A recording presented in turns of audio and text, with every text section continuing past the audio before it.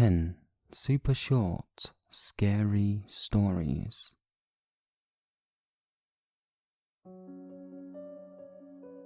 I begin tucking him into bed, and he tells me, "Daddy, check for monsters under my bed." I look underneath for his amusement and see him, another him, under the bed, staring back at me, quivering and whispering, "Daddy, there's somebody on my bed."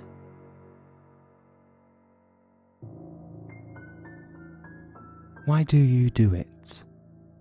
You don't know why, but you do.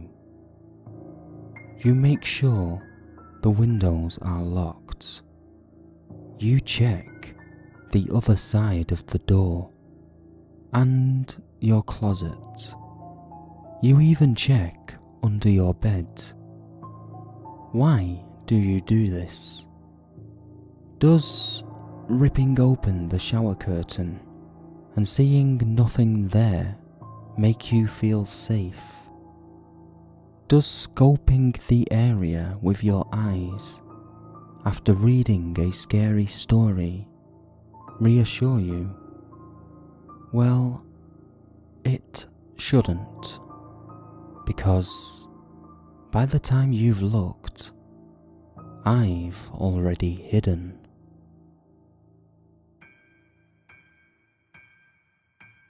If ever you should walk into a dark room inside your empty house and see a shadowy figure somewhere within, don't turn on the lights. It's better not to know. Don't run to the bathroom, lock the door, and cower in your bathtub. Don't hurry to a closet, lock the door, and hide underneath a pile of clothes. And especially, don't return to your bedroom. Lock the door and crawl into your bed, because every other door in your house was already locked, and the figure still managed to get in.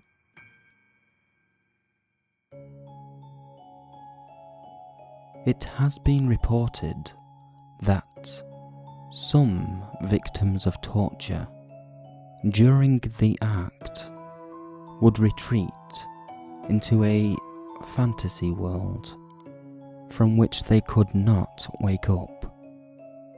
In this catatonic state, the victim lived in a world just like their normal one, except they weren't being tortured.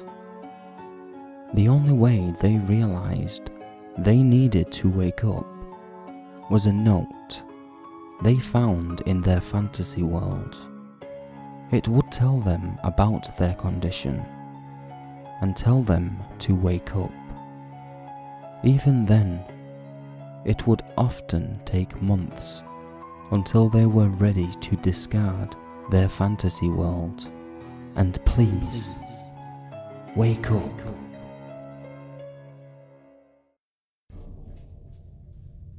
You are home alone, and you hear on the news about the profile of a murderer who is on the loose. You look out the sliding glass door to your backyard, and you notice a man standing out in the snow. He fits the profile of the murderer exactly, and he is smiling at you. You gulp, picking up the phone to your right and dialing 911. You look back out the glass as you press the phone to your ear and notice he is much closer to you now. You then drop the phone in shock. There are no footprints in the snow. It's his reflection.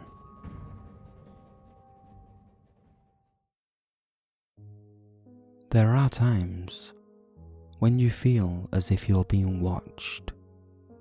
Usually, you are not. At least, that's what you think. Sometimes, it's a pressure on your neck, or an itch you can't scratch away. What could it be? You ask yourself. Nothing, I hope. Is it the boogeyman? Your childhood closet monster? A ghost? Maybe. You tell yourself that none of those things are real, only mere figments of your imagination. You will continue to think so. That is, of course, until it's too late. What's too late? What will get me? You ask. I will get you. Now, you must be thinking, but what are you? Well, human. Silly, silly human. Why don't you turn around and see for yourself?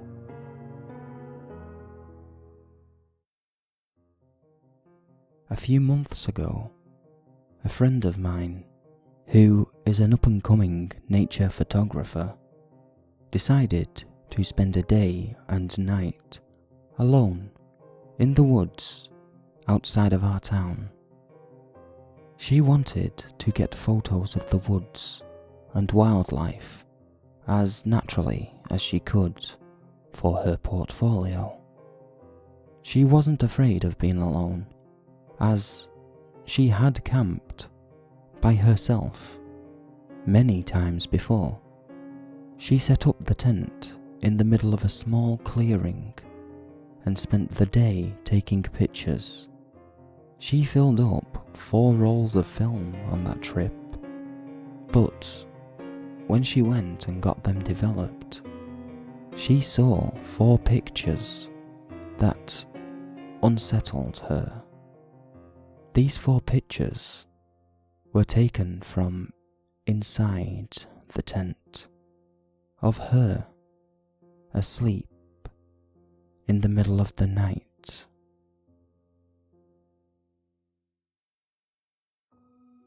Fingers trembling with excitement, I opened the package, just as I had hoped. It was the camera I won on eBay.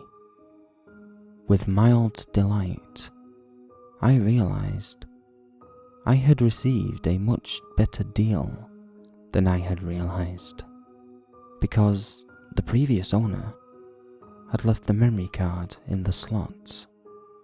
Before sending an email to the seller, alerting them of the mistake, I decided to see if anything was on it. Setting the camera on slideshow, I watched as the camera displayed a picture of a shipping label.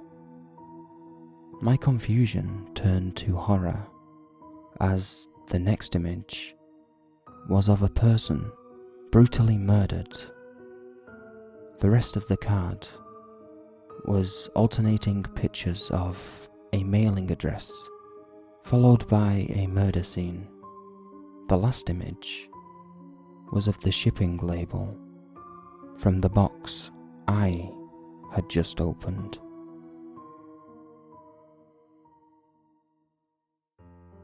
If you have ever been in a near-death experience, you may have seen your life flash before your eyes.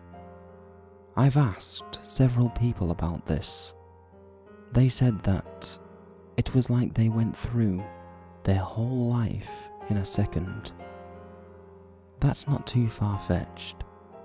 Your brain likes to avoid stress, so that it does not have to deal with facing death. So, if your brain was to think you were going to die, it would go to the easiest way to escape: memory. So when it comes close to the end, your brain turns to every memory you ever had. The brain will also stay alive for about 7 minutes after you die, provided your brain is intact. So, if you have 7 minutes and you can experience your whole life in 1 second, that's 60 lives per minute, 420 lives in 7 minutes. That's a lot of time and a lot of experiences with death.